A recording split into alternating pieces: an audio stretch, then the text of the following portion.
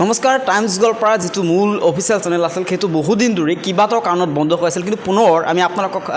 আৰম্ভ কৰিছোঁ তাত পুনৰ ৰানিং কৰিম আজিৰ পৰা সম্পূৰ্ণ সেটআপ আমাৰ কমপ্লিট হৈছে কালিৰ পৰা একেবাৰে নিয়মীয়াকৈ খবৰসমূহ বা ভিডিঅ'সমূহ আগুৱাই থাকিম গতিকে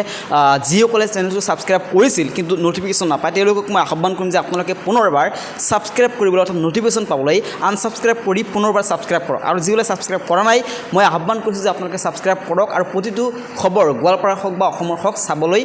ছাবস্ক্ৰাইব কৰক মই এই মুহূৰ্তত মোৰ ডেস্কটপত লৈ যাম আৰু এয়া চাওক সম্পূৰ্ণ